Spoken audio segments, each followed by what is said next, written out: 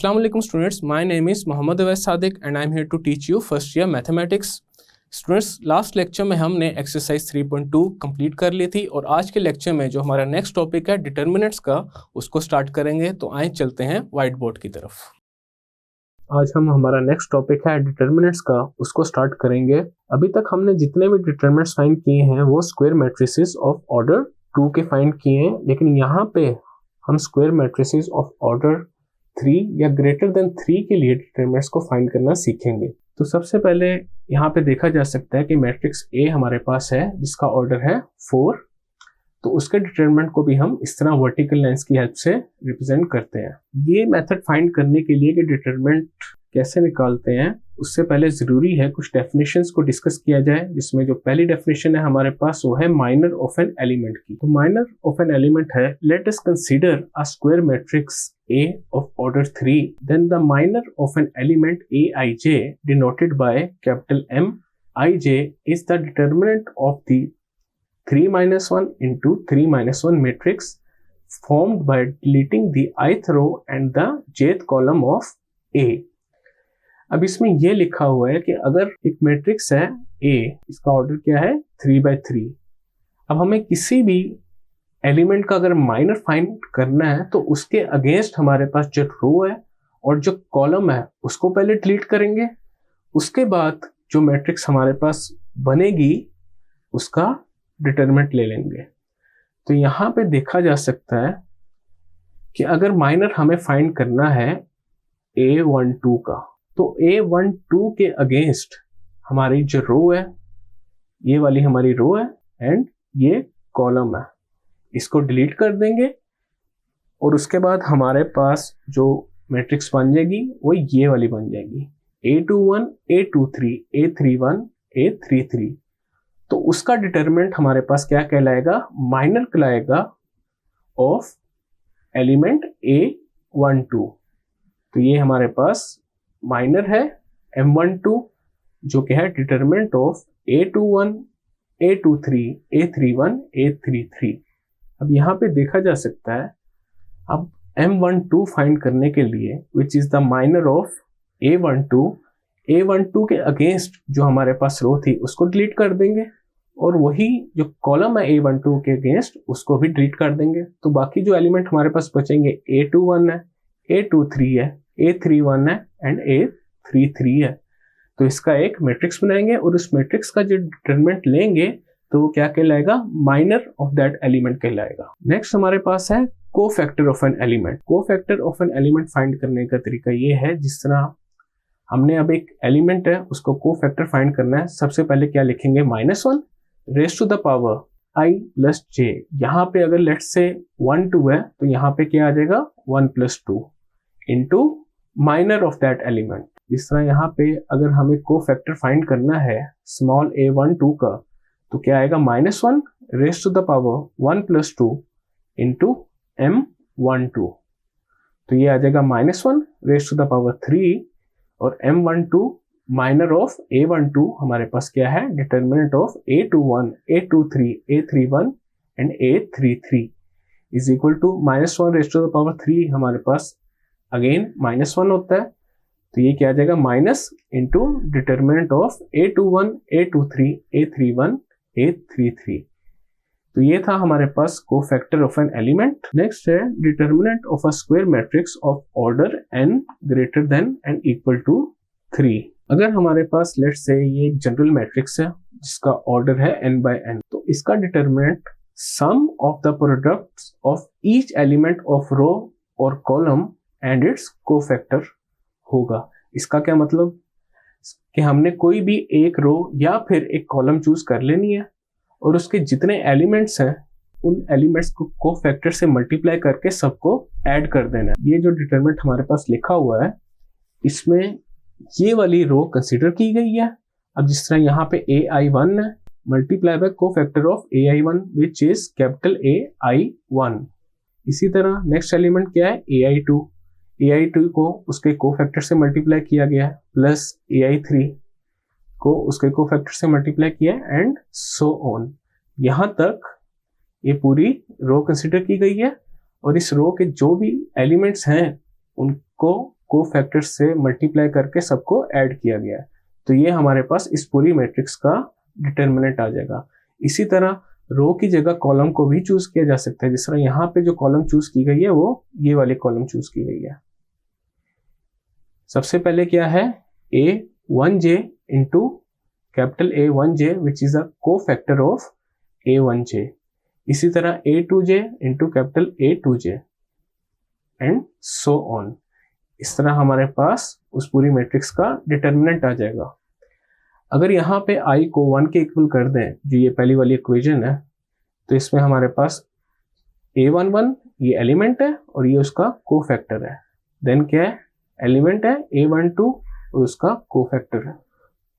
Then इसी तरह A13 है into cofactor of A13 and so on. तो इसको कहते हैं expression of determinant of A by the first row. Next एक एग्जांपल कंसीडर करते हैं। अगर A हमारे पास एक मैट्रिक्स है ऑफ ऑर्डर 3, तो वो क्या होगी, A11, A12, A13, A21, A22, A23, A31, A32, A33।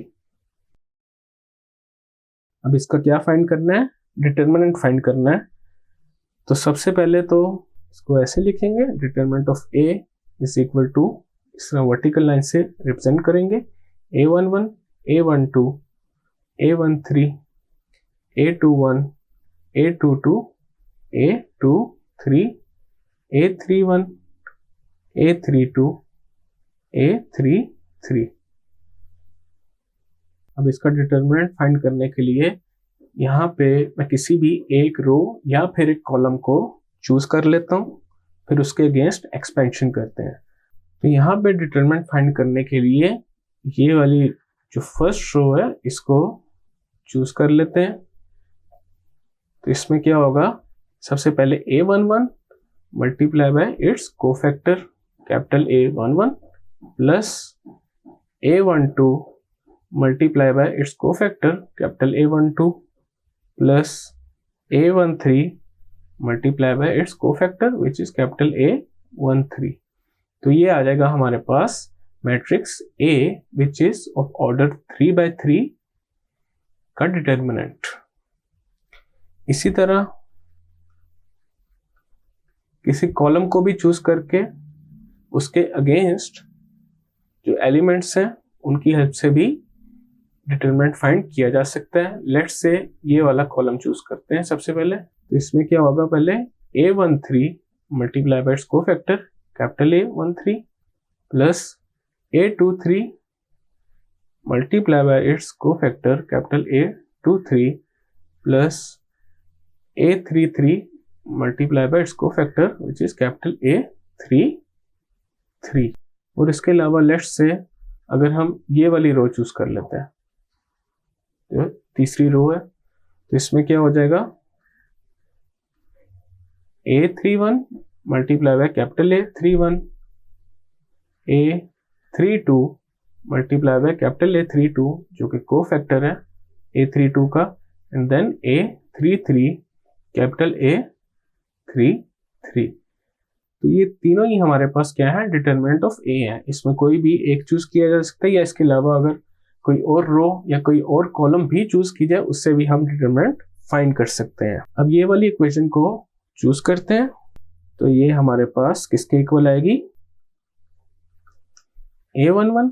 अब कैपिटल A11 क्या है, हमारे पास कोफैक्टर है एलिमेंट A11 का, तो वो किसके इक्वल होगा, -1, 1 + 1 M11 plus A12, capital A12 किसके इक्वल होगा, -1 raise to the power 1 + 2 M12 plus A13 -1 raise to the power 1 + 3।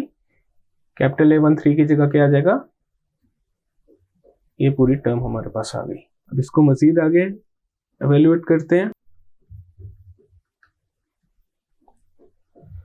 -1 raise to the power क्या हो जाएगा, 2 M11 plus A12 -1 raised to the power 3 m12 minus a13 minus 1 raised to the power 4 m13. Determinant of a is equal to a11. अब -1 rest to the power 2 हमारे पास क्या होता है 1, तो यहाँ पे 1 आ जाएगा जिसको लिखने की जरूरत नहीं, a11 इंटू m11. अब यहाँ पे -1 रेस्ट टू द पावर 3 है विच इज इक्वल टू -1. उस माइनस की वजह से ये जो प्लस का साइन है क्या हो जाएगा माइनस में कन्वर्ट हो जाएगा, तो ये आ जाएगा a12 m12 and then again यहाँ पे प्लस था -1 रेस्ट टू द पावर 4 हमारे पास क्या होता है +1, तो उससे कोई चेंज नहीं आएगा, तो ये इक्वेशन आ जाएगी a13 m13. अब हमारे पास ये जो माइनर्स हैं इनकी वैल्यूज लिखते हैं. सबसे पहले अगर हम देखें यहाँ पे हम एक मैट्रिक्स बना लेते हैं इसके लिए 3/3 का जो हमने ऊपर बनाया था.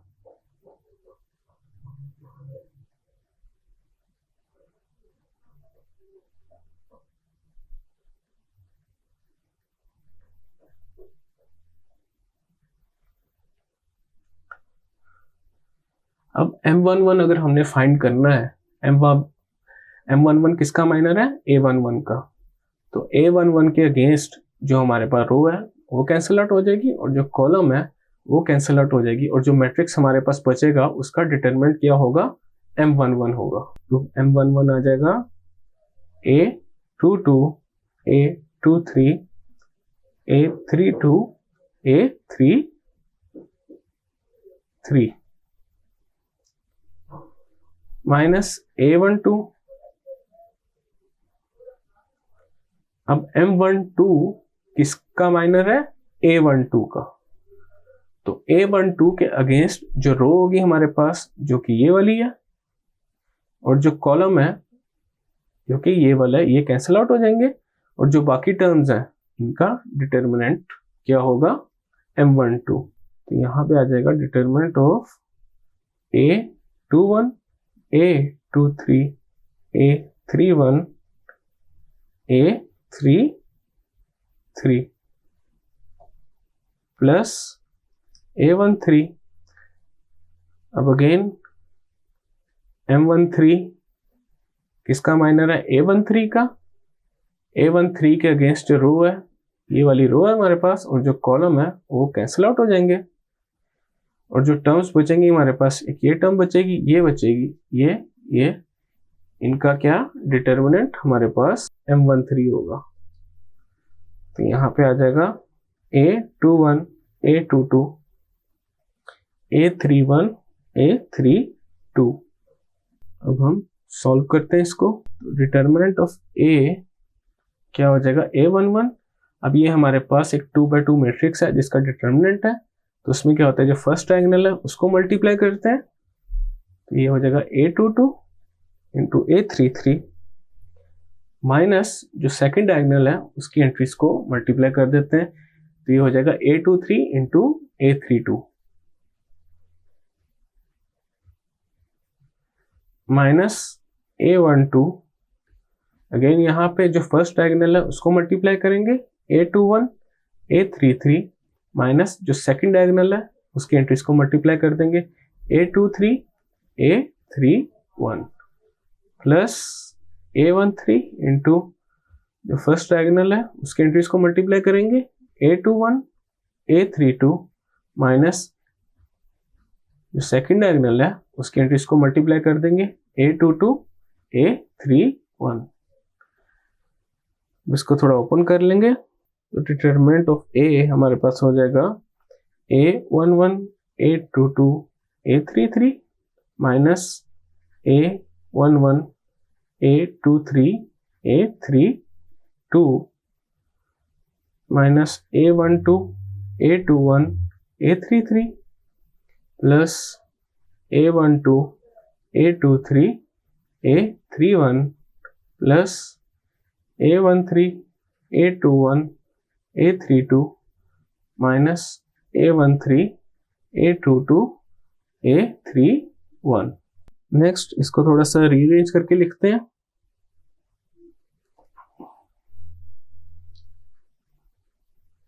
जो प्लस वाले टर्म्स हैं उनको पहले लिख लेते हैं, तो ये हो जाएगा A11 A22 A33 plus A12 A23 A31 plus A13 A21 A32। अब माइनस वाली टर्म्स लिख लेते हैं, minus A11 A23 A32 minus A12 A21 A33 minus A13 A22 A31।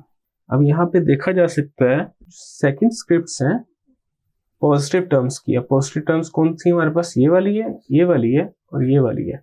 अब इसकी जो सेकंड स्क्रिप्ट है 1, इसकी सेकंड स्क्रिप्ट क्या है 2, इसकी क्या है 3। इसी तरह इसकी सेकंड स्क्रिप्ट 2 है, इसकी 3 है, इसकी 1 है, एंड इसकी 3 है 1 एंड देन 2। तो यहाँ पे लिख लेते हैं एक दफा जो सेकंड स्क्रिप्ट्स हैं पॉजिटिव टर्म्स की, वो क्या है 1 2 3। पहले टर्म की ये है, दूसरी की है 2 3 1 एंड तीसरी की है 3 1 2। अब ये देखा जा सकता है ये हमारे पास एक सर्कुलर ऑर्डर में है। सर्कुलर ऑर्डर क्या होता है, एक एंटी क्लॉकवाइज डायरेक्शन में है।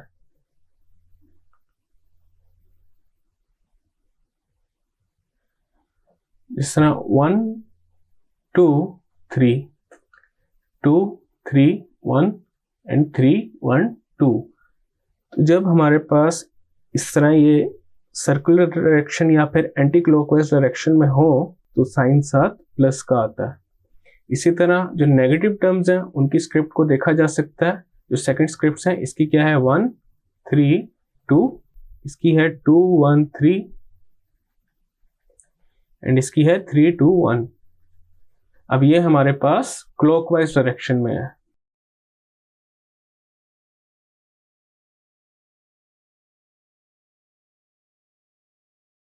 इस वजह से इनके साथ नेगेटिव है और ये है एंटी क्लॉकवाइज डायरेक्शन।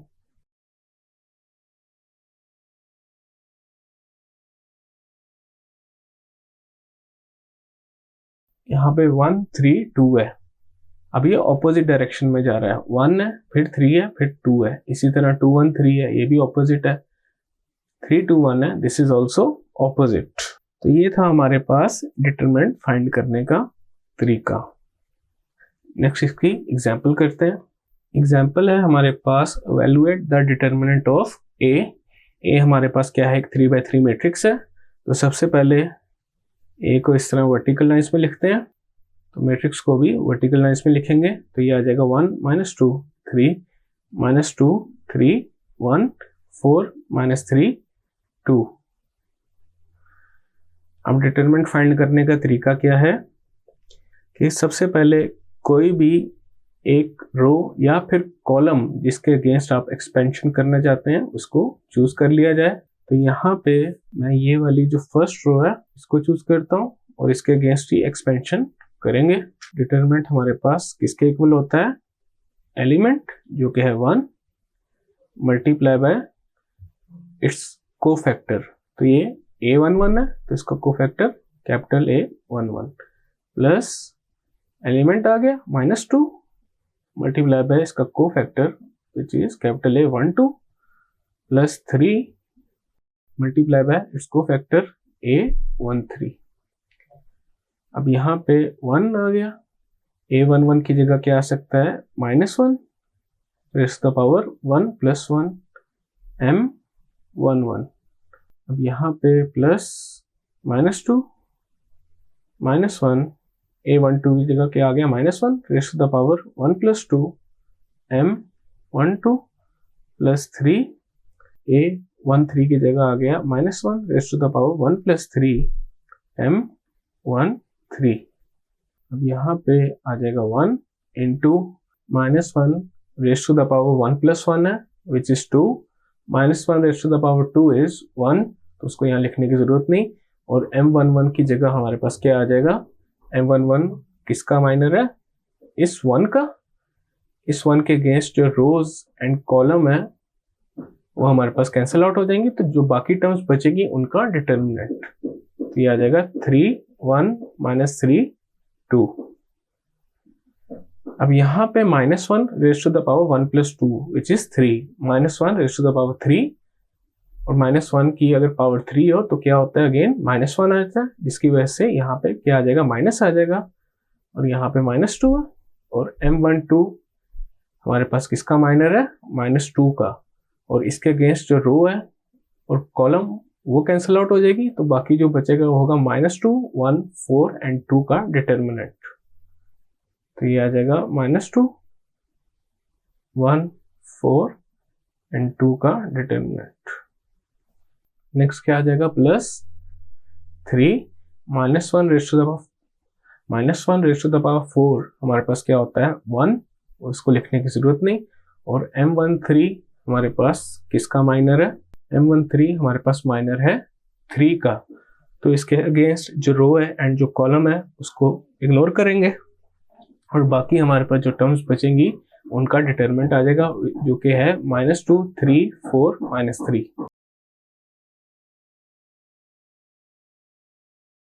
नेक्स्ट हम सिंप्लीफाई करते हैं, ये जो 2x2 मैट्रिसेस के डिटरमिनेंट्स हैं इनको फाइंड करते हैं, मल्टीप्लाई करते हैं, और फिर एडिशन और सब्ट्रैक्शन करेंगे। तो यहाँ पे 1 आ गया इनटू, यहाँ पे अब हमारे पास इस मैट्रिक्स का डिटरमिनेंट है which is 6 -3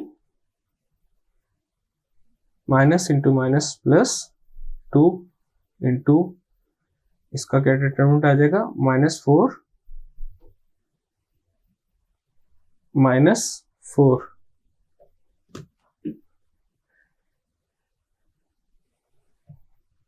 +3 into -2 into -3 is 6 -12। अब इसको क्या करेंगे, सिंप्लीफाई करेंगे, और हमारे पास a का डिटरमिनेंट आ जाएगा,